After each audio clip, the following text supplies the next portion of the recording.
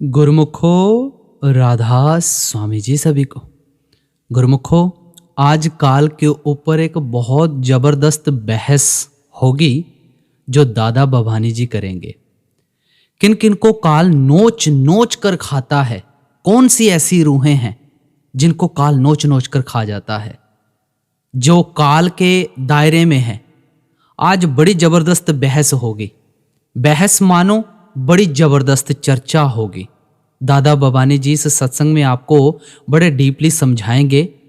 पूरे ध्यान पूर्वक एक एक टॉपिक सुनना। तो आओ बड़े ही प्रेम भाव के साथ आज का ये सत्संग श्रवण करते हैं। महिमा सतगुरु स्वरूप 70वां शब्द। काल ने जगत अजब परमाया, काल ने जगत अजब परमाया। मैं क्या क्या करूं बखान, यह बानी हजूर स्वामी जी महाराज की बानी है। आप फरमाते हैं कि काल ने इस जगत को बड़े ही अजीब नमूने से भरमाया है और उसका बयान ऐसा है कि मैं कैसे करूं।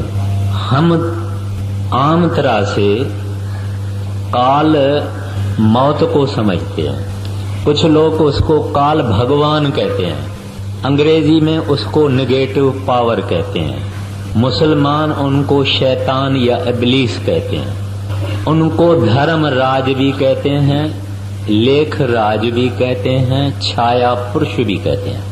सत पुरुष के 16 पुत्र थे, यानी 16 कलाएं थी, उनमें एक कला ये काल है। वैसे काल लफ्ज की माना है वक्त यानी टाइम। जो आदमी काल के दायरे के अंदर है वो एक दिन जरूर मरेगा। कौन काल के दायरे के अंदर नहीं है, वो फकत एक परमात्मा वाहगुरु सतपुरुष रब अल्लाह हरि गोविंद।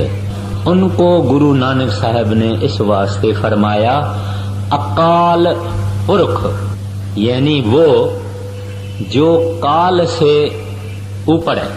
अकाल यानी वो जो टाइम लेस है, जिसको वक्त नहीं पहुंच सकता है, जिनके लिए हम नहीं कह सकते हैं कि ये 100 बरस का है, 200 बरस का है, 500 बरस का है, हम नहीं कह सकते, क्योंकि वो सतपुरुष अकाल पुरख वाहगुरु हरि रब गोविंद इस काल को पैदा करने वाला है, काल के दायरे से बहुत ऊपर है। स्वामी जी महाराज कहते हैं काल रचा हम समझ बूझ के, बिना काल नहीं खौफ जीव के। स्वामी जी से शेख सिख ने सवाल किया कि महाराज ये आपने काल काय को बनाया?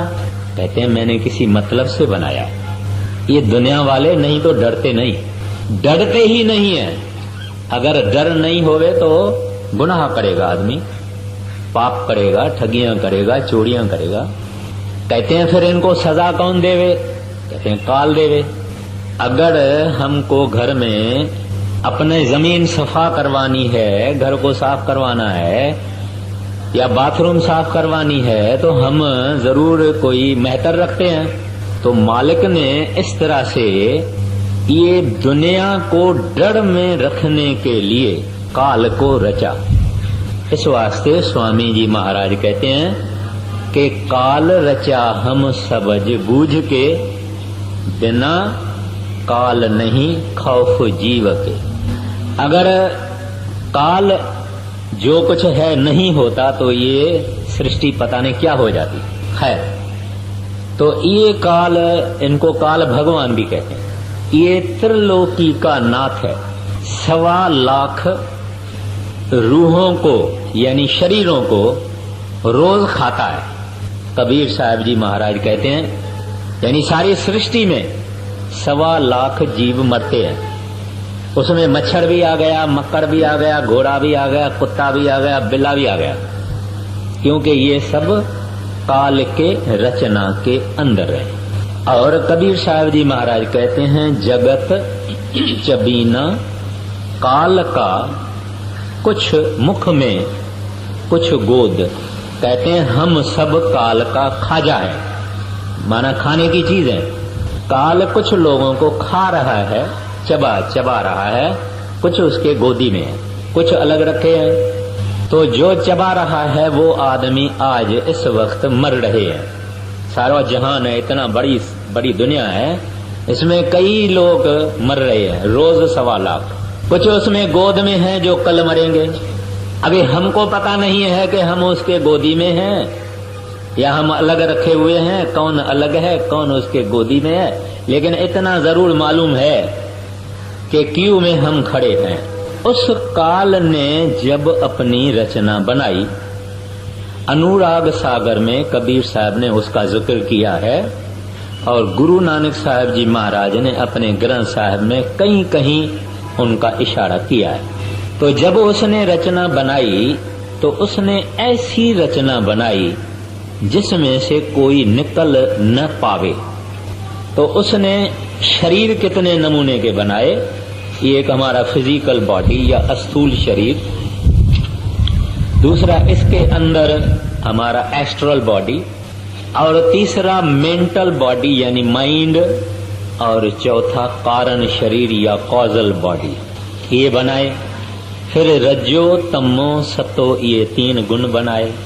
फिर इसने 5 तत्व बनाए, मट्टी, पानी, हवा, अग्नि, आकाश, ये सब काल के बने हुए। कि इन सब पिंजरों में से जब कोई निकले तब मुक्ति हासिल करे, ये सब पिंजरे हैं और हर एक उसको पिंजरा है। अगर देवता है तो उसको भी पिंजरा है। शिव, विष्णु, ब्रह्मा, इसके 3 पुत्र हैं। दुर्गा देवी अष्टअंगी इसकी औरत है। गुरु नानक साहब जी महाराज ने जप साहब में ये फरमाया, एका माई जुगत वे आई तन चेले परवान। तो वो एका माई अष्टअंगी देवी दुर्गा माता और उसके कई नाम हैं। इनके 3 शिव विष्णु ब्रह्मा पुत्र हैं। जो काल के 3 लोक त्रिलोकी उन काल के दायरे के अंदर है। अलावा इसके इसको डर लगा कि लोग जब का पाप और कर्म करेंगे, अगर गुजरे हुए जन्म का पाप किसी को याद आएगा। अब एक आदमी है, वो अंधा है, मां के पेट से निकला अंधा। अगर इसको पता होवे कि मैंने अपने गुजरे हुए जन्म के अंदर फलाना पाप किया था, इसके कारण मैं अंधा हूं, तो वो पाप फिर करने से डरेगा और पाप नहीं करेगा। एक आदमी है जो मुफलिसी में, गरीबी में, दर्दरी हालत में पैदा हुआ, वो सोचेगा भाई इतने शाहूकार हैं, मैं ऐसा गरीब क्यों। अगर उसको पता लग जावे कि मैं गुजरे जन्म में ऐसे ऐसे कर्म किए हैं, इस वास्ते मैं गरीब हूं। कोई आदमी है जब से जाया है, जन्म लिया है, तब से बीमार है, सोचेगा कि मैं क्यों बीमार हूं। जब उसको पता लग जावे कि उसके गुजरे जन्म में उसने फलाने फलाने गुनाह किए हैं, इस वास्ते वो बीमार रहता है, तो वो पाप नहीं करेगा। अब काल ने देखा कि ऐसे लोगों को अगर अपने गुजरे जन्म का पता लग जाएगा तो वो शुद्ध, नेक, पाक, साफ रहेंगे और आहिस्ते आहिस्ते निर्मल होकर परमात्मा के पास चले जाएंगे। तो उसने भगवान की बड़ी भक्ति की और भगवान से 3 वर मांगे। एक वर ये मांगा कि लोगों को अपने गुजरे हुए जन्म की कोई याद नहीं होवे, नंबर 1। नंबर 2, जिसको मैं जिस जूनी में रखूं वहां वहां वो खुश रहे। इसका क्या मतलब है कि अगर आप किसी मनुष्य को कहो, एक छोटी सी कहानी शास्त्रों में आती है। एक दफे नारद भगवान विष्णु के पास गया उसको कहा, महाराज आपने लोगों को बड़ा दुखी रखा है दुनिया में। कहते हैं मैंने तो दुखी नहीं रखा है। कहते हैं तो सुखी रखो। कहते हैं मैं उनको सबको ऊपर ले जाने को तैयार हूं सुख के देशों में। कहते हैं फिर बलि उनको ले आओ। तो नारद नीचे उतरा, एक सुअरी थी, वो सुअरी को कहा भाई तू बैठ, अब तुम्हारा टाइम आ गया है, मैं तुमको ले चलूंगा ऊपर स्वर्गों में। कहते हैं ठीक है, मगर कैसे क्या होगा? कहते हैं मैं तीर मारता हूं तुम्हारे को, तू मरेगी, फिर तुम्हारी रूह को ऊपर ले जाएंगे। कहती है मरना नहीं चाहती। पहले तो उसने पूछा वो स्वर्ग में विष्ठा होती है? विष्ठा माना टट्टी, पखाना। उन्होंने कहा भाई उधर, क्योंकि सुअर खाता ही पखाना है, टट्टी खाता है, विष्ठा खाता है। कहते हैं उधर है। इसने कहा उधर ये तो नहीं है, उधर तो अमृत है। इसने कहा तो मैं नहीं चलूं। इस तरह से हर एक इंसान, एक दफे का जिक्र है, पहाड़ों में एक जगह सत्संग हो रहा था। वहां एक अभ्यासी था, सूतार था, ने एक माई थी बूढ़ी। वो बैठे बैठे सत्संग में कहती है कि महाराज जी आ गए हैं, मुझे अंदर दर्शन हुआ है, मैं तो जा रही हूं, और मुझे हुक्म है कि कोई और भी आवे तो साथ ले आओ। कोई तैयार है? माई सत्संग में कहती है कि कोई तैयार है? तो एक तरखान था, तरखान यानी कारपेंटर यानी सूतान। उसने कहा माई मैं चलने को तैयार हूं, मेरे को दुनिया में कोई सुख नजर ही नहीं आता। बाकी कोई नहीं उठा, और 5 मिनट के अंदर वो माई ने भी चोला छोड़ा वहां सत्संग में, और उस तरखान ने भी चोला छोड़ा। अभी कहने का मतलब क्या है कि कोई तैयार नहीं है यहां से जाने के लिए, कोई नहीं। किसी को कहो, अगर समझो कोई कहता है भाई चलो तैयारी करो, बोलेगा नहीं भाई अभी तो मेरी जवानी है, अभी तो कुंवारा हूं। अगर बोलेगा शादी की हुई, कहीं बोलेगा अभी तो बच्चे भी नहीं हुए हैं, अभी तो बाल भी मेरे सफेद नहीं हुए, कुछ दुनिया का मजा तो लेने को दो। खैर, तो काल ने दूसरा वर ये मांगा कि जो जहां है वहां खुश रहे, माना उस जूनी को छोड़ना नहीं चाहिए। तीसरा ये वर मांगा कि तुम्हारे संत जन जब इस दुनिया में आएंगे तो कोई करामात यानी मिरेकल, यानी कुछ ऐसा दिखाना अजीब गरीब के लोग एक मरे हुए को जिंदा कर देवे, उस गांव के आदमी सब सत्संगी बन जाएं, बोलेंगे हमको नाम दो। तो उसने तीसरा वर ये मांगा कि आप जब इस दुनिया में आएंगे तब कोई करामात दिखा के दुनिया वालों को यहां से नहीं ले जाएंगे, करामात मना है। ये 3 वर मालिक ने उसका माना, क्योंकि काल ने मालिक की भक्ति की। अब ये सारा जेल खाना उस काल का बना हुआ है। संत करामात दिखा नहीं सकते, माना कर सकते हैं कुछ भी, मगर सिख के प्राइवेट लाइफ में करेंगे, अंदर से करेंगे, पब्लिक नहीं करेंगे। यानी अब भजन अभ्यास करके, गुरु की शरण लेके भजन अभ्यास करके ही जाना है, ऐसा वर काल ने मांगा।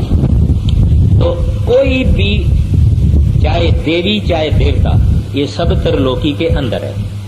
चाहे जितनी भी शिवपुरी, ब्रह्मापुरी, इंद्रपुरी, कई सटल रीजन्स हैं, एस्ट्रल रीजन्स हैं, ऊपर है, नीचे नीचे, मगर वहां भी जाके आदमी को फिर मरना पड़ता है, यानी अपने अच्छे कर्मों का फल वहां भोग के फिर आएगा। कोई काल के दायरे से नहीं बच सकता। ऋषि मुनि बड़े बड़े भी हमने देखा है, औरतों ने गिरा दिया, किसी को मेनका ने गिरा दिया, किसी को अप्सरा ने गिरा दिया, किसी को किसी ने गिरा दिया, किसी को किसी ने गिरा दिया, ये सब काल के अंदर है। तो उसने ऐसी चालाकी से ये सारी रचना रची है कि यहां से कोई निकल नहीं सकता। उसका बयान पहले स्वामी जी महाराज करते हैं, शब्द बहुत बड़ा है, इस वास्ते मुझे मुख्तसर होना पड़ेगा। पहले बताते हैं कि हम कितनी जबरदस्त जाल के अंदर हैं। अगर आप बड़ी एक अस्पताल बनाओ, 5 करोड़ रुपया खर्चा करके, बड़ा नेक काम है, अच्छा काम है, करना चाहिए, मगर उस अस्पताल बनाने का फल भोगने के लिए आपको इस दुनिया में फिर आना पड़ेगा। आप किसी को खून करो, जुल्म करो, अत्याचार करो, उसका भी फल भोगने के लिए इस दुनिया में आना पड़ेगा। माना जिसने बड़ी अस्पताल बनाई उसको फल तो मिलना चाहिए, उसकी शायद खुद तंदुरुस्ती अच्छी होगी, शाहूकार होगा, अमीर होगा, कुछ भी होगा, मगर फल भोगने के लिए फिर आना पड़ेगा। बुरा करेगा, उसका भी बुरा फल भोगने के लिए आना पड़ेगा। और आप जितनी रचना आप देखते हैं, दुख सुख अमीरी गरीबी मुफलसी अक्ल बुद्धि बेवकूफी, ये सब हमारे किए हुए कर्मों का फल है। अच्छा करने से भी दुनिया में आके अच्छा फल भोगना पड़ता है, बुरा करने के लिए भी इधर दुनिया में आके बुरे फल भोगने पड़ते हैं। और ये कर्मों का जो उसने जंजीर बनाया काल ने, वो ऐसा है कि एक जमींदार के खेती में अगर गेहूं काट के साफ करके रखी है, भाई लाड़ियां आएगी ले जाएगी। दूसरे जमींदार के खेती में भी गेहूं तैयार रखी है, अगर हवा उड़ी हवा लगी, एक जमींदार के खेती से दूसरे के खेती में अगर गेहूं उड़ गई तो इसका भी हिसाब उसको देना पड़ेगा। हद है कि नहीं?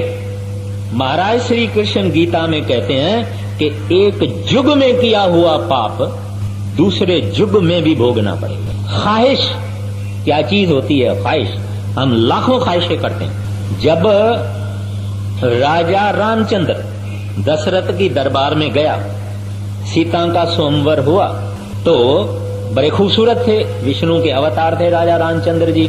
तो सीता की सहेलियां बैठी थी, लड़कियों को सहेलियां तो होती है।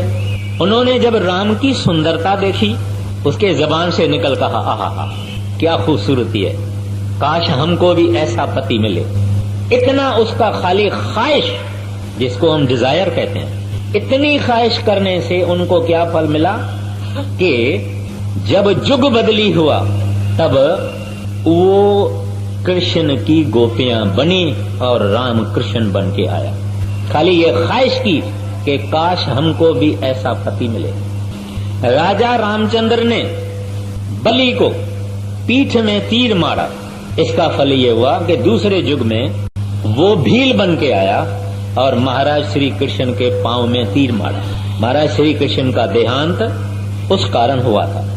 यानी अवतार भी इस कर्म के चक्कर के अंदर है। इतना जबरदस्त जंजीर काल का है। ये हालत देख के गुरु नानक साहब महाराज जी ने फरमाया, बाबा जग था महाजाल। मेरे लफ्ज नहीं है, मैं नहीं कहता हूं, गुरु नानक साहब जी के ये वचन है। कहते हैं ये बेचारे बड़े जबरदस्त जंजीर के अंदर फंसे हुए। तो ये जिक्र करते हैं पहले, उसके बाद में फरमाते हैं कि ये हालत जगत की देख के संत और महात्मा इस दुनिया में वक्त ब वक्त प्रकट होते हैं, जो उस दयाल के अवतार हैं। काल के अगेंस्ट में दयाल है। इस्लाम की भाषा में कहते हैं शैतान अल रहमान, जो रहीम है, दयालु है, कृपालु है, वो दयालु वागड़ू है, परमात्मा है। और ये शैतान जो इंसान को परमात्मा से दूर रखे।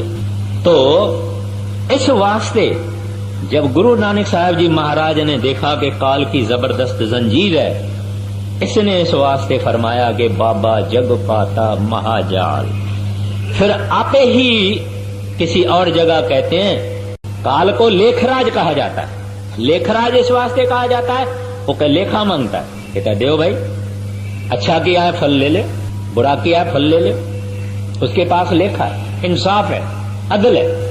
तो शाह साहब सिंध के कामिल फकीर हुए हैं, वो कहते हैं अदल छुटा न आ फेरो कज फजल जो। हे प्रभु, हे वाहगुरु, इंसाफ नहीं करना, न्याय नहीं करना। मेरा मैं गुनाहों से भरा हुआ हूं। जेते सागर नीर भरे हैं तेते अवगुण हमारे। प्रभु मेरे अवगुण देखोगे तो मेरा खत्म हूं मैं। अब्दुल छुटा न आ को फेरो कज फजल जो। दया करना, रहम करना, कृपा करना, बख्शना, क्योंकि काल का हिसाब जबरदस्त है। फिर गुरु नानक साहब जी महाराज दूसरे लफ्जों में कहते हैं लेखे कबहू न छूटिए, क्योंकि लेखराज है, लेखराज है, उसका काम है लेखा लेओ देओ। पाई का भी लेखा होता है। इस वास्ते कहते हैं लेखे कबहू न छूटिए, खिन खिन भूलन हार, बख्शन हारा बख्श नानक पार उतार। तो वो दया करने वाले, रहमान अल रहीम, करुणा के सागर, बख्शंद, सद बख्शंद सदा मेहरबाना, वो सतपुरुष है, वागुरु है, दयाल है। और उनके प्रतिनिधि यहाँ संसार में संत जन। तो यहाँ फिर महाराज जी पहले काल का सारा जिक्र बता के उसके बाद में वो दयाल पुरुष कैसे यहाँ आता है संतों के चोले में और क्या हमको करना चाहिए, ये उन्होंने ये कहा है। सो थोड़ा सा इसके अंदर सख्त कलामी है, लेकिन उसमें मेरा कोई दोष नहीं है, क्योंकि संत फिर डरते नहीं है। संत जो सच है वो सच बता देते हैं। कहते हैं काल ने जगत अजब भरमाया, मैं क्या क्या करूं बखान। कहते हैं ये सारी त्रिलोकी उस काल ने बनाई है और हर एक को मुसीबत में पाया हुआ है। सारी दुनिया उसको ही पूजती है, पूजती उसको है, उसके हुक्म में चलती है। अगर कोई आदमी मेरी निंदा करे, मुझे आके कोई सुनावे तो तुम्हारी भाई ऐसी निंदा फलाने आदमी ने की है, तो मेरा इमीडिएट रिएक्शन क्या होगा कि मैं उसके अवगुण तलाश करूंगा, उसका नहीं तो उसके बाप का, उसके भाई का। हम उसकी 5 और खराबियां तलाश करके मैं उसकी निंदा करूंगा, क्योंकि काल का रिप्रेजेंटेटिव एजेंट मन हमारे अंदर बैठा हुआ है, जो माफी देना नहीं चाहता है। वो बोलता है इसने मेरी क्यों की, मैं भी इसकी करूंगा, थोड़ा सा ज्यादा ही करूंगा। वो हमारे अंदर बैठा हुआ है और उनके पर और 5 एजेंट हैं, काम और क्रोध और लोभ और मोह और अहंकार। ये हमारे अंदर काम कर रहे हैं, हर एक के अंदर काम कर रहे हैं। एक आदमी बूढ़ा है, 60-70 वर्ष की उम्र है, 50-55 वर्ष की उम्र है, जा रहा है, एक खूबसूरत स्त्री देखता, उसको आंखें फाड़ फाड़ के क्यों देखता? जवान भी देखता है, बूढ़ा भी देखता है, मध्यम उम्र का भी देखता है, सब क्यों देखता है? क्या बात है? उसके घर में नूह है, उसके घर में अपनी धी है, क्यों देखता है? उसको अपनी धी नहीं याद आती है? हम दुनियादार कई ऐसी चीजें करते हैं, कभी हमको ये ख्याल नहीं आता कि हमारे घर में भी बहू हैं, बेटियां हैं, लड़कियां हैं। डर नहीं, हम कहते हैं भगवान है, मगर हमारे जो करतूत हैं और हमारे जो एमाल हैं, हमारे जो लक्षण हैं, हमारी जो एटीट्यूड है लाइफ में, उसे पता लगता है कि भगवान में हम मानते ही नहीं है। अगर भगवान को माने भगवान है तो इसकी माना वो हर जगह है और सब कुछ देखता है और सब कुछ सुनता है, फिर भी हम पाप और गुनाह और निंदा और गिला और चुगली जितनी बुरी बातें करते रहते हैं। हमारी जिंदगी भरी हुई है।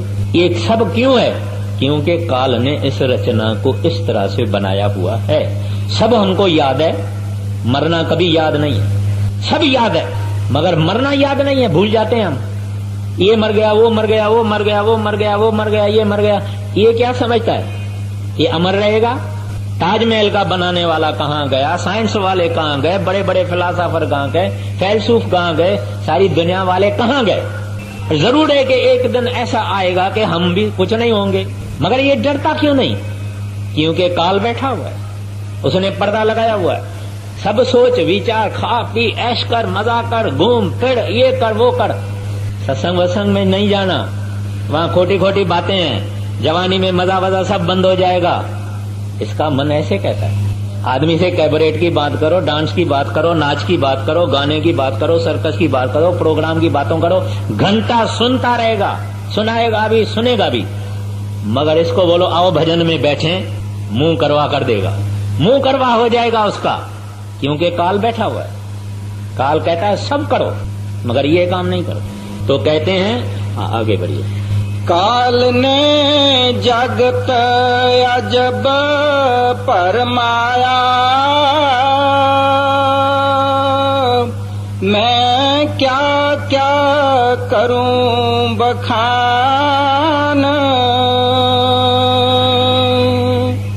जो साधन थे पिछले युग के, सो कल युग में किए प्रमाण। अब जैसे मैंने अर्ज किया, स्वामी जी महाराज कहते हैं काल रचा हम समझ बूझ के, बिना काल नहीं खौफ जीव के। ऐसे गुरु नानक साहब जी महाराज कहते हैं खंड पताल दीप सब लोवा, काल वश आप प्रभ किया। कहते हैं ये खंड और पताल और दीप माना कॉन्टिनेंट्स, लोहा यानी सृष्टि। कहते हैं काल के हवाले प्रभु ने खुद किया है। तो ये रचना है, ये तमाशा है। कभी कभी दुनिया वाले पूछते हैं भाई ये तमाशा भगवान ने क्यों बनाया, खाली बैठा था क्या, उसको फुर्सत ही किया, क्यों बनाया उसने? तो संतों का ये जवाब है कि भाई इस दुनिया में कई बातें हैं जो हम इस बुद्धि से नहीं समझ सकते। जब बड़े होगे यानी स्पिरिचुअली भजन करोगे, अंदर जाओगे, अंदर जाके देखो कि रचना करने वाले ने क्यों बनाया, और अंदर जाके ये जब रचना वाले के साथ मिल जाएगा, एक हो जाएगा, तो सवाल पूछने का कोई प्लेस ही नहीं। अब कहते हैं अभी काल ने क्या किया है, कल युग में वो चीजें दुनिया वाले करते हैं जो सतयुग, द्वापर और त्रेता में होती थी। सतयुग में आदमी की उम्र 1,00,000 वर्ष थी, द्वापर में आदमी की उम्र 10,000 वर्ष, फिर 1,000 वर्ष, और कल युग में आदमी की उम्र 100 वर्ष।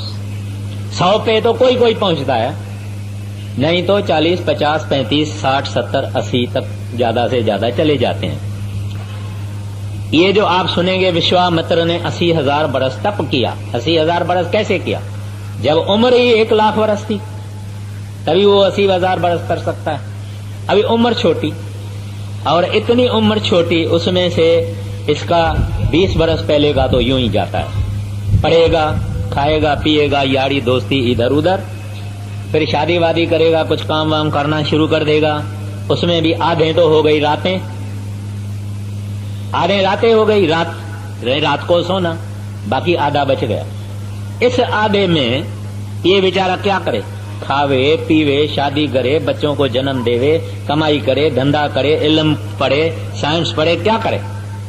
कहता है इंसान, थोड़ी सी तुम्हारी जिंदगी, तुम पुरानी युगों की बातें क्या कर रहा है, पुराने युगों की साधनाएं तुम क्या कर रहा है, प्राणायाम और ये और वो और पूजा और पष्टा, ये कहते हैं उस जमाने की बातें, बताएंगे कि क्या करो।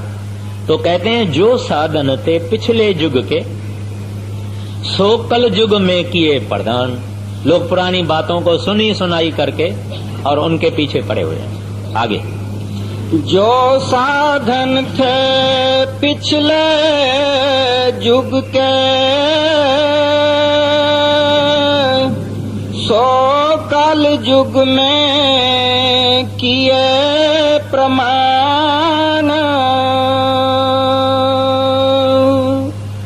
मूर्ख प्राणी मन सैलानी, सोयत के जल और पखान। आगे, बुद्धिमान अभिमानी जो नर, विद्या नारी के हुए गुलाम। बाकी जीव बीच के जितने, ना मूर्ख ना अति बुद्धिमान। स्वामी जी महाराज दुनिया वालों को 3 हिस्सों में बांटते हैं। कौन से? मूर्ख और बुद्धिमान और जो बीच वाले हैं यानी दरमियाने। अभी कहते हैं कि जो मूर्ख लोग हैं उसने क्या किया, पैसे हो गए, उठाए पैसे, बाल बच्चों को लिया, एक तीर्थ को गया, उधर स्नान विस्नान किया, फिर और आगे चले, फिर उधर गया, फिर दान किया, फिर पुण्य किया, 10-15 तीर्थ घूम फिर के और आ गया, और आके कहता है कि भाई मैं तो अपने पाप उधर दे के आया हूँ, तीर्थों में स्नान करके आया हूँ, और कुछ प्रेजेंट ये वो सब लेके आके रिश्तेदारों को देता है।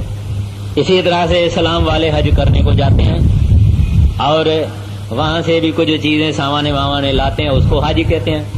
उसने भी आके कुछ दुनियादारी की, लेना देना किया। कहते हैं एक तो इस किस्म के आदमी है, दूसरे बुद्धिमान आदमी है जो पढ़े हैं, बड़े बड़े किताब, बड़ी बड़ी पुस्तकें, बड़े बड़े धर्मी किताब वगैरह ये पढ़ते हैं और उस पढ़ने का उनको बहुत अभिमान होता है। और वो आदमी ज्यादातर दुनिया के अयाश भी होते हैं।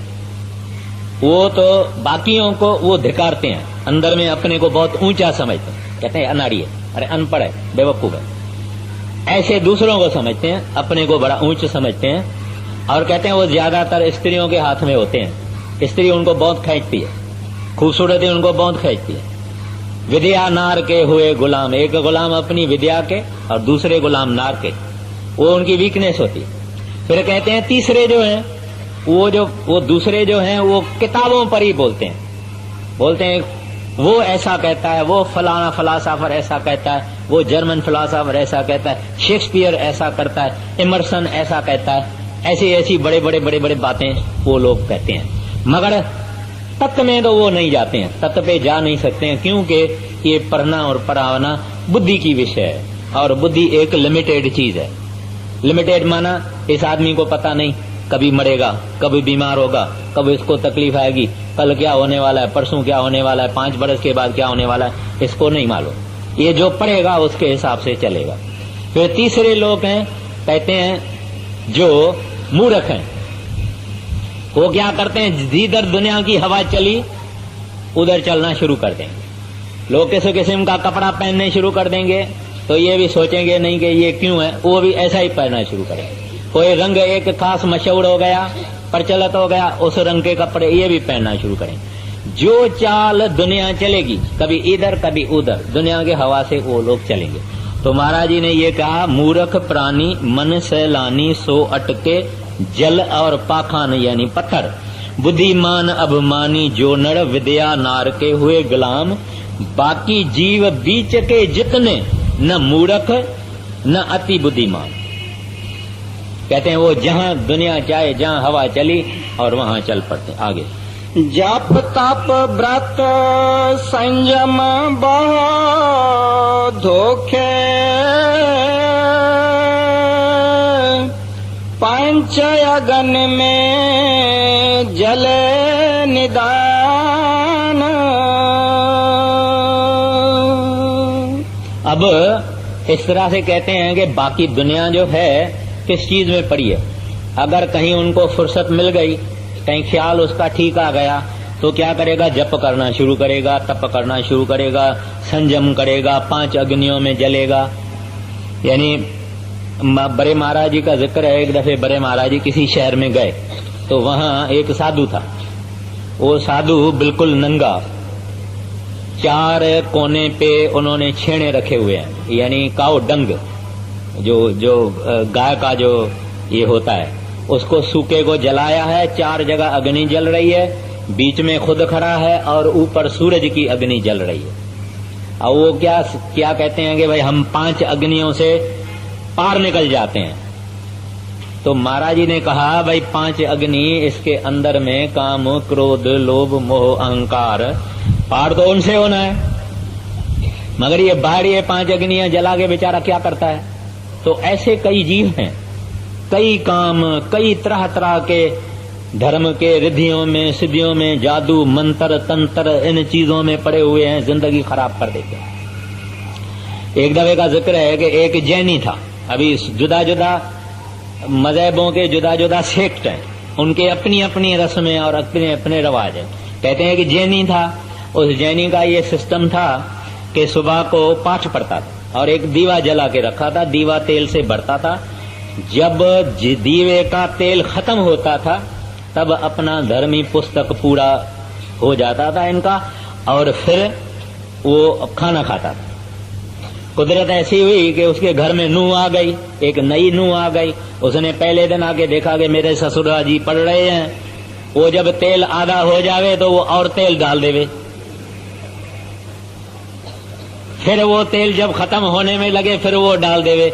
अब उसका वचन ये किया हुआ है, उसने अपने अंदर में ये संकल्प किया हुआ था, जब तेल खत्म होएगा तब खाऊंगा पीऊंगा, वरना नहीं खाऊंगा पीऊंगा।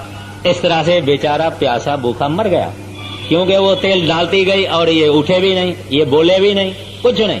उसने सोचा भंग हो जाएगा मेरा जो प्रण है। तो इस तरह से लोग खोटी खोटी बातों में, फिजूल फिजूल बातों में अपना जीवन खराब कर रहे हैं। फिर फरमाते हैं देखो देखो चरित्र काल करता के, कोई सिर कोई पैर रुंधान, भटक भटक भटकाया सब जग, कोई न लगाया ठौर ठिकान। अब ये जो रामायण है इसकी असल बात यह है कि वाल्मीकि ने जब नाम पाया था और कमाई की थी तो वाल्मीकि ऊपर चले गए और बहुत ऊंची मंजिल को पहुंचे। तो वाल्मीकि ने रामायण लिखा। जब ये रामायण लिखा तभी रामचंद्र नहीं था।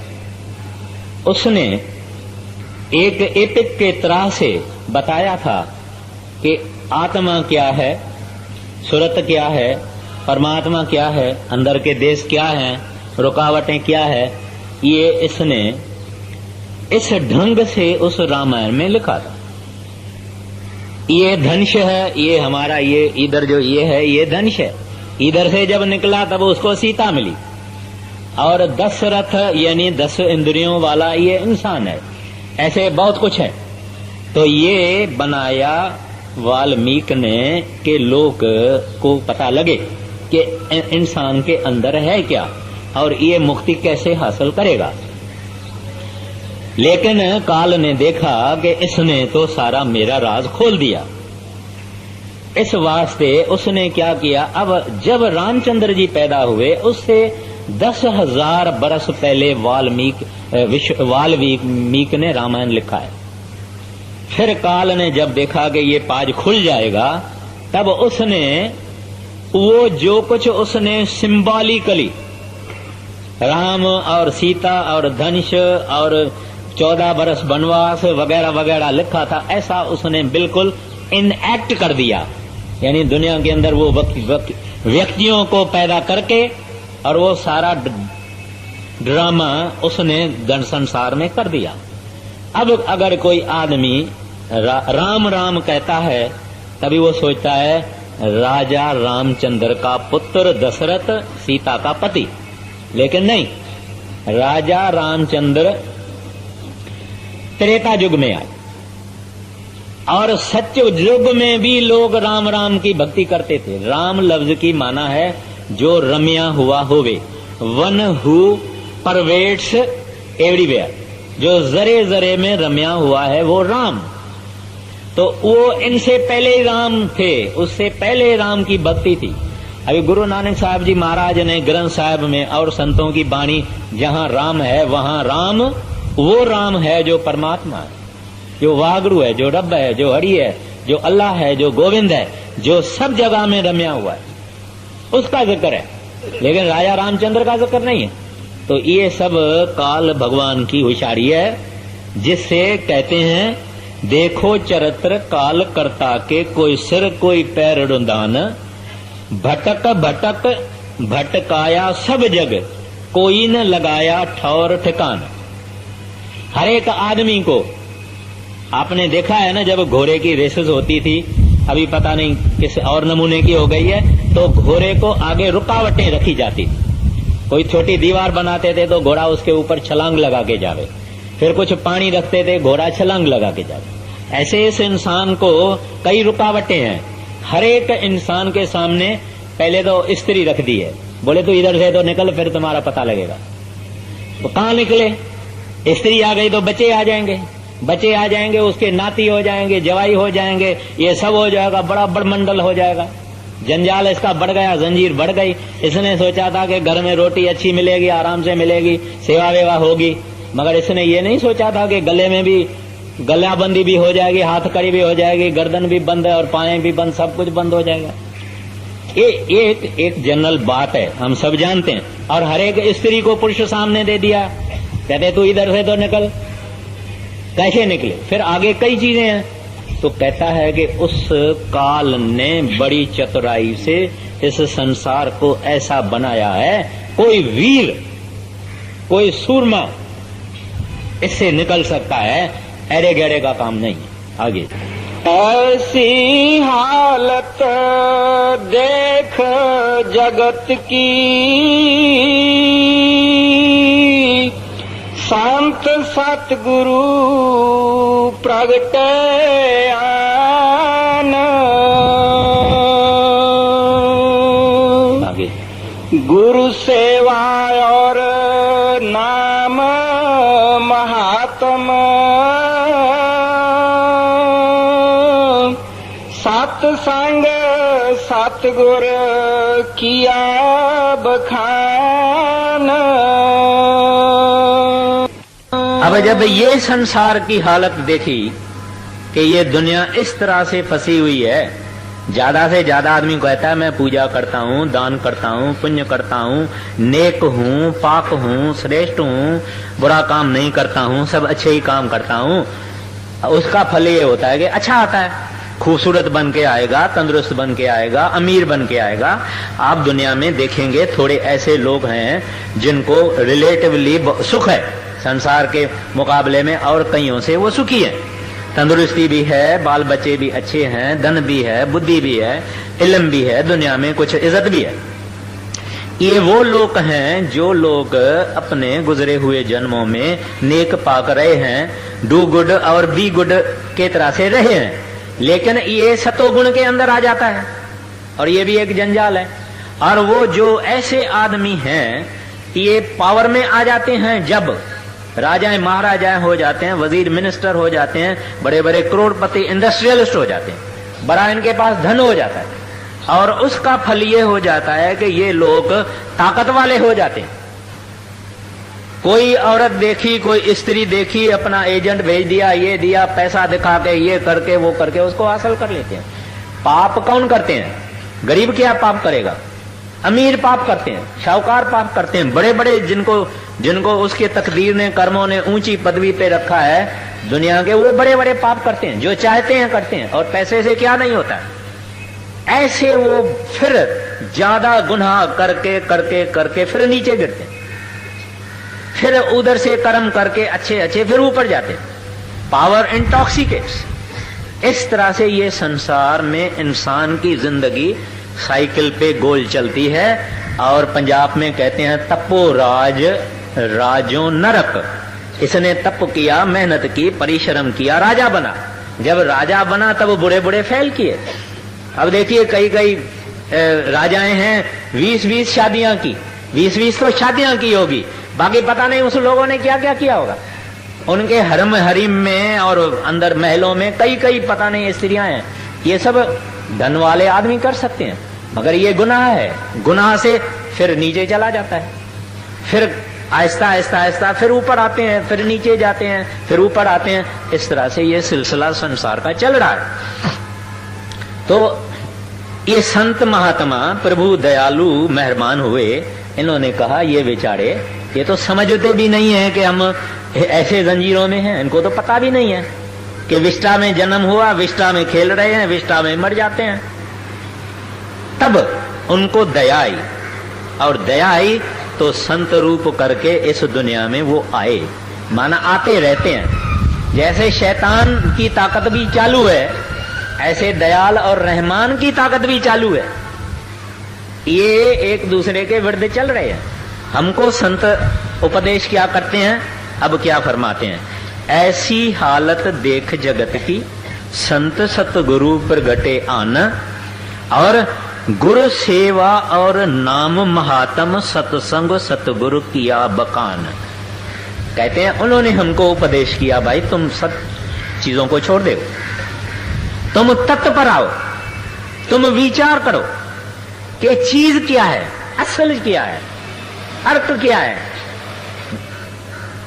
तो उन्होंने कहा 3 चीजें मुख्य है। पहले सत्संग, दूसरा सतगुरु, तीसरा सतनाम।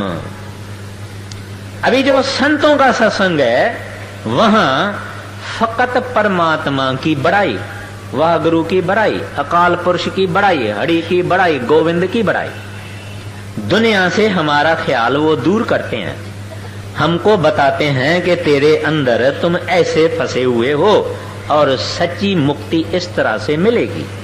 और ये भी कहते हैं, अभी जो लोग भाग जाते हैं, पहाड़ों में भाग जाते हैं, बयाबानों में भाग जाते हैं, पति औरतों को, औलाद को छोड़ के भाग जाते हैं, साधु जाके बनते हैं, ये भी काल की होशियारी है। क्योंकि उनका मन उसको अंदर बैठ के उसको कहता है अरे वैराग और त्याग और वैराग और त्याग। नहीं, वैराग और त्याग तो एक मन की अवस्था है। घर छोड़ने से आदमी वैरागी नहीं होता है, घर छोड़ने के बाद भी औरत को याद कर सकता है, बच्चों को याद कर सकता है, कई सुख ग्रस्त आश्रम का याद कर सकता है। अगर घर वालों को छोड़ दिया तो किसी और के सामने हाथ लगाता है, दीदी खाना दे। घर घर में जाना पड़ता है, दर दर में जाना पड़ता है, कुटिया भी बनानी पड़ती है, झोंपड़ी भी बनानी पड़ती है, कुछ लंगोटी भी, और कुछ नहीं पहनेगा लंगोटी भी पहननी पड़ती है। अब धंधा दौड़ी अगर नहीं करेगा तो भीख मांगनी पड़ेगी। लेकिन संत कहते हैं प्यारा नहीं, अपने घर में रहो, बाल बच्चों के बीच में रहो, लेन देन भी करो, मगर साफ करो, शुद्ध करो, पवित्र करो, हक हलाल की करो। और सब कुछ करते हुए कुछ वक्त उस साहब ने, उस परमात्मा ने, जिसने तुमको इस संसार में भेजा है, उसको दो। तो पहले पहले कहते हैं सत्संग, सत्य यानी truth, eternal, ever lasting, permanent, वो है परमात्मा। संग यानी उसकी सोबत। कहते हैं अब तू उस बाकी चीजों को छोड़ दे, सत्य की सोबत कर, जो हकीकत है, जो ट्रुथ है, उसकी सोबत कर, परमात्मा की सोबत कर, रब की सोबत कर, वागड़ू की सोबत कर। सत्संग में आके हमको पता लगा है कि हम कितने जंजीरों के अंदर फंसे हुए हैं। सत्संग में आके हमको पता लगता है कि हमारे अंदर कितने अवगुण हैं। सत्संग में पता लगा है कि हम कितने गुनहगार हैं। हमको शर्म आती है, हम सिर नहीं उठा सकते हैं, क्योंकि अपने अवगुण का हमको पता लगता है। आम आदमी अपने अवगुण को नहीं देखता है, दूसरों के अवगुण को देखता है, दूरबीन से इलाज करके देखता है। यहां इनको कहा जाता है कि तू अपने देख दूरबीन से, अपने गुनाह और पाप, तुम्हारे विचार, तुम्हारे वचन, तुम्हारी करनी, तुम्हारी जो चाल है, चलन है, उसको देख। सत्संग में पता लगता है, सत्संग में पता लगता है कि प्यारा तेरी मौत आ रही है, मौत आ रही है, यानी इसमें कोई शक नहीं है। जिस दिन से ये पैदा हुआ उस दिन से ये मौत के तरफ जा रहा है। अगर उसकी उम्र 80 बरस है तो 20 का हुआ, बाकी 60, 80 बरस भी कोई कोई, तो कुछ बात का पता नहीं। ये सत्संग में पता लगता, सत्संग में पता लगता है कि हमारे हितकारी, उपकारी, भले करने वाले, बगैर किसी मुआवजा लेने वाले, उजूरा लेने वाले, कॉम्पेंसेशन लेने वाले संत हैं, महात्मा हैं, जो हमारी सेवा करने को आए हैं, चाहते हमारे से कुछ नहीं है। कहते हैं इस वास्ते पहले संत हैं जहां इनको क्या मिलता है, नॉलेज, इंफॉर्मेशन। उसके बाद कहते हैं ये सतगुरु के पास जाता है, वो उस्ताद है, टीचर है, और कुछ नहीं।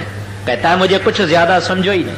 महाराज जी कहते हैं मुझे सतगुरु नहीं समझना, मुझे अपना बड़ा भाई समझना, एक बुजुर्ग समझना, दोस्त समझना। मैं जो कहता हूं वो तुम करो, मैं इसमें खुश हूं।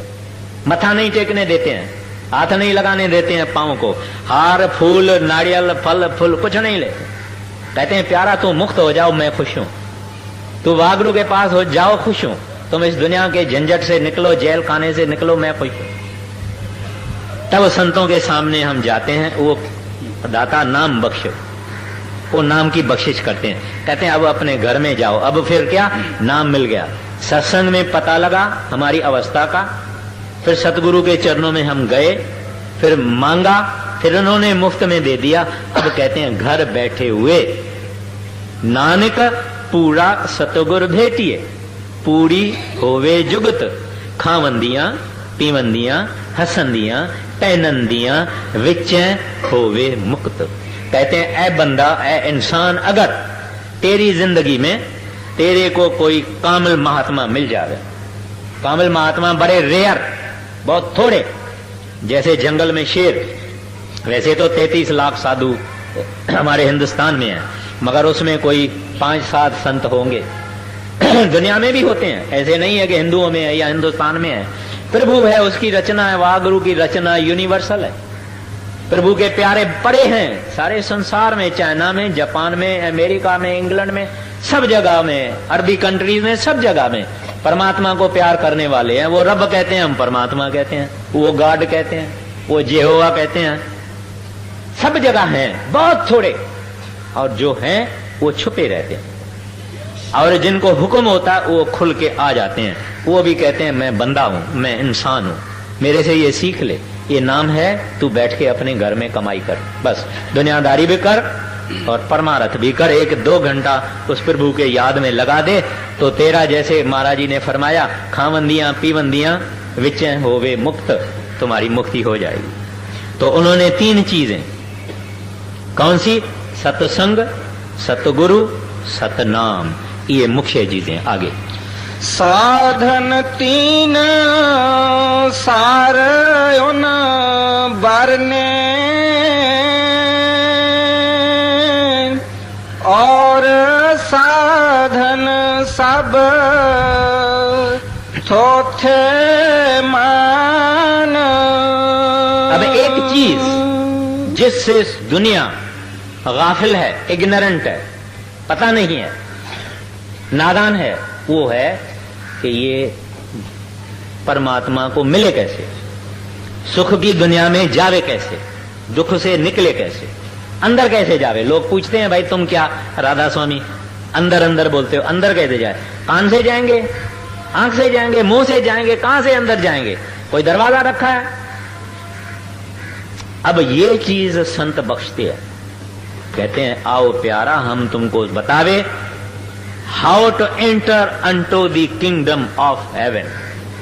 अंदर कैसे जाओ, अपने अंदर, सब कुछ इंसान के अंदर, वो बताते हैं। उसके 3 साधन कहते हैं, साधन 3 सार उन बरने, जिक्र किया। कौन सा? पहला सिमरन।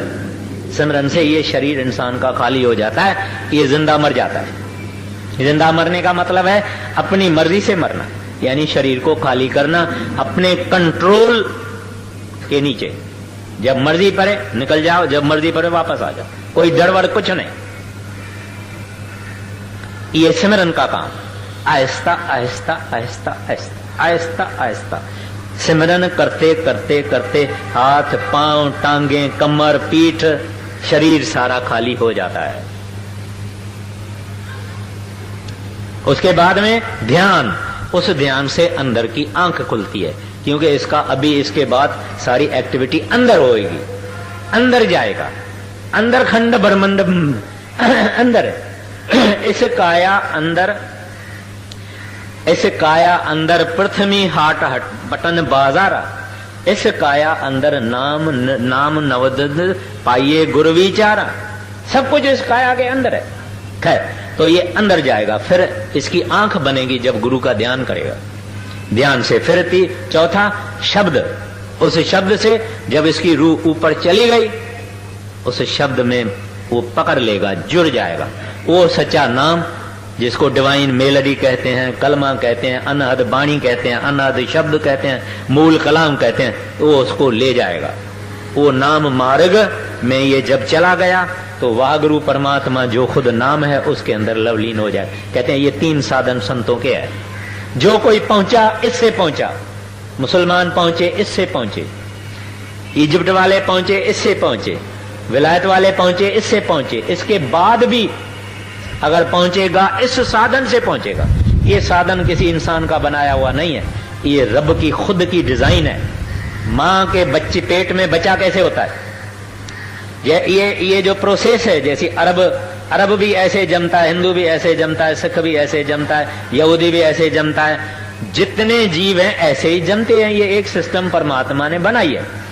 तो परमात्मा के पास पहुंचने भी सिस्टम उसने ही बनाई है, वो भी हमारे अंदर है। जैसे आत्मा शरीर के अंदर आई जब मां के पेट में बच्चा था, ऐसे ही अपनी मर्जी से सतगुरु के बताए हुए तरीके से उसको आहिस्ते आहिस्ते अंदर वापस ले जा। जिस रास्ते से आया उस रास्ते से ले जा। ये पुराने में पुराना, सनातन में सनातन, कदीम में कदीम तरीका है। जब सच्चे संत आते हैं तब बताते हैं। जब संत चले गए फिर लोग फिर भ्रमों में आ जाते हैं, उनकी तस्वीरें रख देते हैं, फूल चढ़ा देते हैं, उनकी कोई स्टैचू बना के मंदिर बना लेते हैं। ये सब चीजें बाद में आती है जब सच्चे संत चले जाते हैं। फिर वो संत कहीं न कहीं किसी देश में फिर पैदा होते हैं और इधर शैतान का सिलसिला चालू, इधर दयाल वागुरु परमात्मा का सिलसिला चालू। ये चलता आया है और चलता रहेगा आगे। वेद शास्त्र और सिमरत पुराना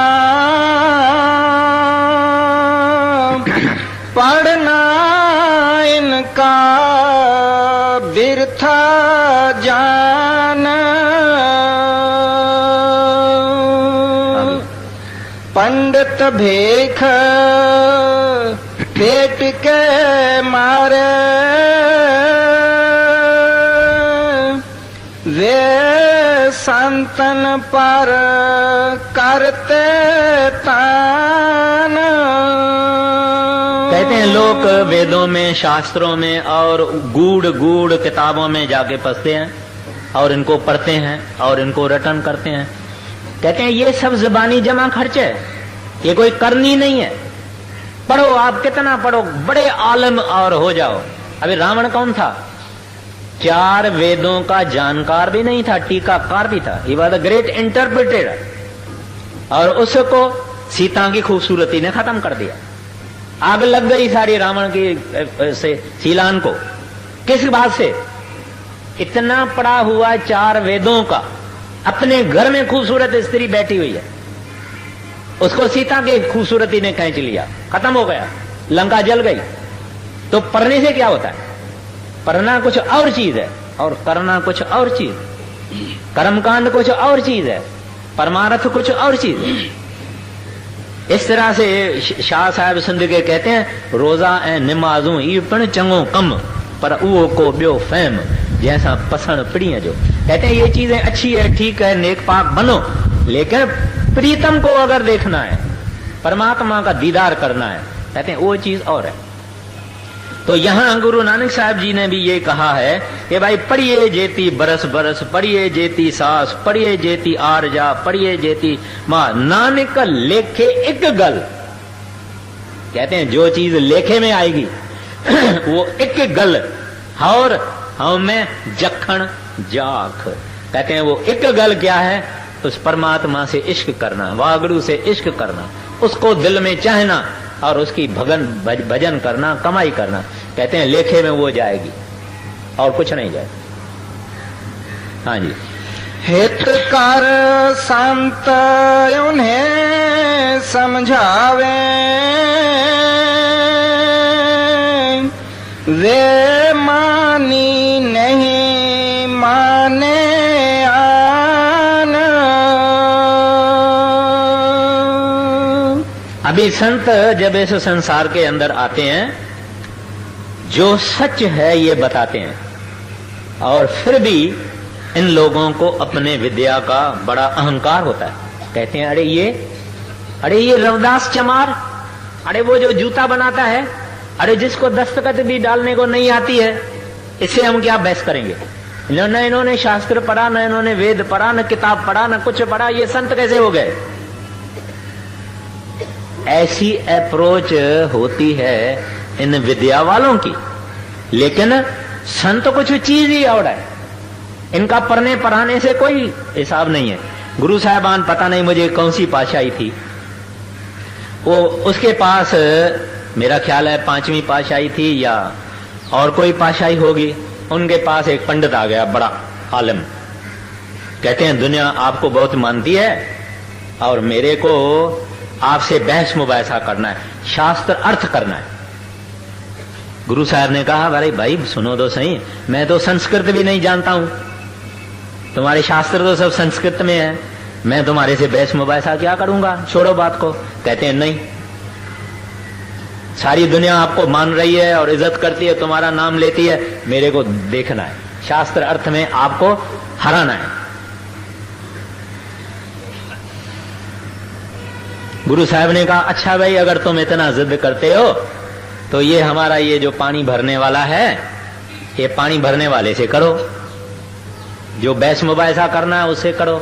अब एक आदमी था, टूटे फूटे कपड़े थे, प्रेमी था, बड़ा भक्त था, पानी भर भर के और डालता था और संगत की सेवा करने वाला था। महाराज जी ने उसको बुलाया। वो जो पंडित था वो अंदर में कहता है ये क्या बात है, और खुद तो मेरे से बात ही नहीं करता, अभी ये पानी भरने वाला मेरे से क्या बहस करेगा। खैर उसको महाराज जी ने बुलाया, बुला के बैठाया, उसको कहा भाई तू सुन, तू इसके साथ शास्त्र अर्थ कर, और साथ में अपनी दृष्टि भी लगा दी। दृष्टि लगा दी तो वो आदमी ऐसी बातें उस पंडित को सुनाई। पंडित कहता है तोबा, मत्था टेक दिया, कहता है जिसका दर का पानी भरने वाला ऐसा है वो खुद क्या होगा। तो ये पढ़ने पढ़ाने की कोई सवाल ही नहीं है, वो तो बुद्धि की विषय है। ये विषय अंदर की है, कमाई की है, हासिल किया हुआ है, आदमी बना हुआ है। यानी पापी से देवता बन गया, मट्टी से सोना बन गया। वो बातों से नहीं बनता है, करनी से बनता है। ट्रांसफॉर्मेशन जो इंसान के अंदर आती है ये करनी से होती है, अभ्यास से होती है, साधना से होती है। ये साधना के लिए हमको संत कहते हैं प्यारा तू 2 घंटा रोज रोज दे।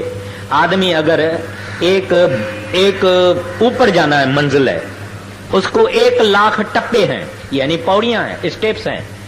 अगर हम चढ़ना शुरू करें 1 2 3 रोज रोज रोज रोज, एक दिन जरूर पहुंचेंगे, लेकिन हमारा कदम चालू हो, एक दिन जरूर पहुंचेंगे, मगर कदम हम उठाएं ही नहीं तो कैसे पहुंचेंगे। और वो पहला कदम है भजन में बैठना और अंदर जाने की कोशिश करना, साधना करना। फिर ये आदमी जैसे बुल्ले शाह कहते हैं, हुण मैं हो गया हौर दा हौर।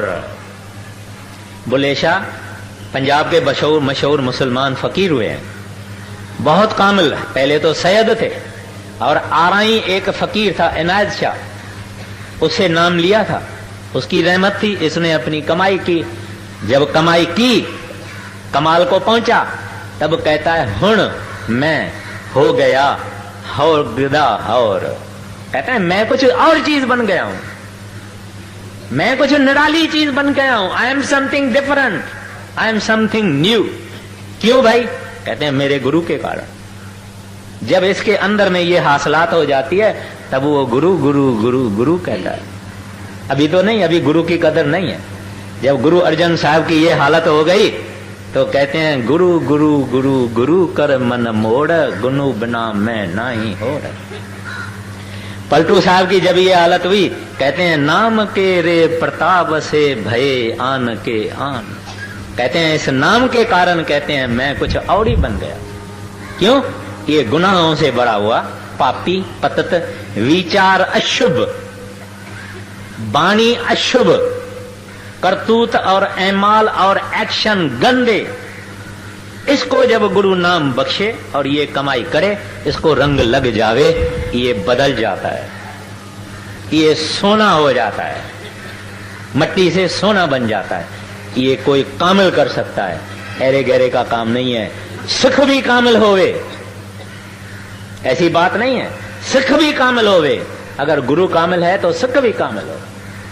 गुरु अंगद साहब भाई लैणा चौधरी, लैणा भी कामिल सिख था, गुरु के शरण में आया फिर गया नहीं। गुरु अमरदास साहब भी कामिल सिख था, गुरु की शरण ली फिर छोड़ा नहीं। 12 बरस 72 बरस की उसकी उम्र थी। 84 तक उन्होंने अपने सतगुरु के लिए, उम्र कितनी होती है 72 बरस का आदमी कितना बूढ़ा होता है। उसके बाद 12 बरस वो सुबह 3 बजे उठ के अपने सतगुरु के लिए नदी से पानी भर के उसको स्नान करवाते थे, पानी पीने के लिए ले आते थे। तो गुरु सिख भी ऐसा चाहिए, अधिकारी सिख चाहिए, तब उसको रंग लगता है। मगर जो सिख लेना ही नहीं चाहता है, एक बर्तन लेके अगर हम मांगने को जावे तो बर्तन तो सीधा रखना चाहिए ना, हमारा बर्तन ही उल्टा पड़ा हुआ है। गुरु डाले किसमें, चीज आवे किसमें? तो सिख भी ऐसा चाहिए जिसके अंदर में रंग लगा हुआ। कबीर साहब के गुरु कौन थे? रामानंद, स्वामी रामानंद।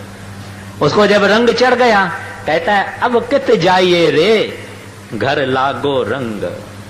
कहते हैं अब कहाँ जाऊं, कौन से तीर्थ पे जाऊं, किस जगह पे जाऊं, किसके पास जाऊं? कहते हैं मेरे को वो रंग मस्ती चढ़ी हुई है, क्या करूं, सह नहीं सकता। कित जाइए रे अब लागो रंग। वो रंग जब इंसान को चढ़ जाता है, संसार में रहता है छुपा हुआ, बाल बच्चों की परवरिश भी करता है, नेक पाक रहता है, अपने दिन गिनती करता है। जब वागड़ू बुलावा बोलेगा मैं तैयार हूं, बिस्तरा मेरा गोल है, कहता है पाशाओं का पाशा मैं तैयार हूं, आपने सब बख्शा है, मैं एक गुनहगार पापी पतत नीच से नीच, आपने दया की है, इस मट्टी को सोना किया है, और ये सोना इस वास्ते आपके चरणों में मैं रखता हूं, अर्पण करता हूं, कृपा करो, इसको मंजूर करो। ये संत मत। अभी ये शब्द आधा हुआ है, शब्द आधा हुआ है, अभी जब भी कभी मौका आएगा उसके बाद में फिर मैं शब्द आधा लेऊंगा। राधा स्वामी। करूं बेनंती दो कर जोरी, अर्ज सुनो राधा स्वामी मोरी। सत पुरुष तुम सतगुरु दाता, सब जीवन के पिता और माता।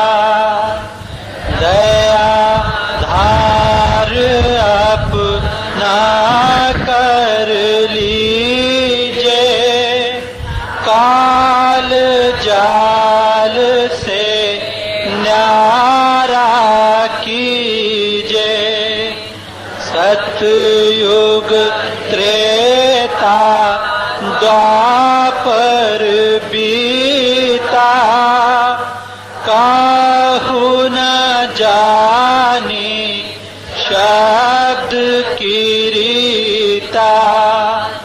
कलयुग में स्वामी दया विचारी, परगट करके शब्द पुकारी। जीव काज स्वामी जग में आए, भव सागर से पार लगाए। दीन छोड़ चौथा पद दीना, सत नाम सत गुरुगत चीना। जगमग जोत होत उजियारा, गगन सोत पर चंद्र निहारा। श्वेत सिंहासन छत्र विराजे, अनहद शब्द गैब धुन गाजे। क्षर अक्षर ने अक्षर पारा, विनती करे जा दास तुम्हारा। लोक आलोक पाऊं सुख धामा, चरण शरण दी जो विश्रामा। करूं बेनंती दो कर जोरी, स्वामी दो कर जोरी। अर्ज सुनो राधा स्वामी सतगुरु मोरी। राधा स्वामी। भाई एक दो विनती है, कृपा करके सुनिए। जिन लोगों ने दिसंबर महीने में चेक के जरिए सेवा दी थी, उनकी रसीदें ब्याज से आ गई है, अंदर 2 आदमी बैठे हुए हैं, उनसे आप जाके लें। और आते हुए इतवार को, रविवार को भी वो रसीदें मिल सकती है। उसके बाद में रसीद यहाँ नहीं मिलेगी, सत्संग के दफ्तर में फिरोज शाह मेहता रोड पर मिलेगी। दूसरा, महाराज जी का जो टूर का प्रोग्राम है मार्च और अप्रैल का, वो है 7-8 दिल्ली, 7-8 मार्च दिल्ली, 14-15 मार्च सिकंदरपुर, 14-15 मार्च सिकंदरपुर, फिर 25-26 अप्रैल दिल्ली, 25 और 26 अप्रैल दिल्ली। ये कागज वहाँ नोटिस बोर्ड में भी लगाया गया है, लेकिन मैंने सोचा कि आपको अर्ज कर दूं। जो सेवादार 26 जनवरी को गेट टुगेदर पर चले थे, वो कृपा करके हाल में जाके मिस्टर गोपीचंद को मिले। बिछाई के सेवादार भी कृपा करके श्री फकीर चंद को सत्संग के बाद मिले। विछाई के सेवादार भी सत्संग के बाद फकीर चंद को मिले। 26 जनवरी पर जो सेवादार गए थे वो मिस्टर गोपीचंद को हाल के अंदर मिले। राधा स्वामी।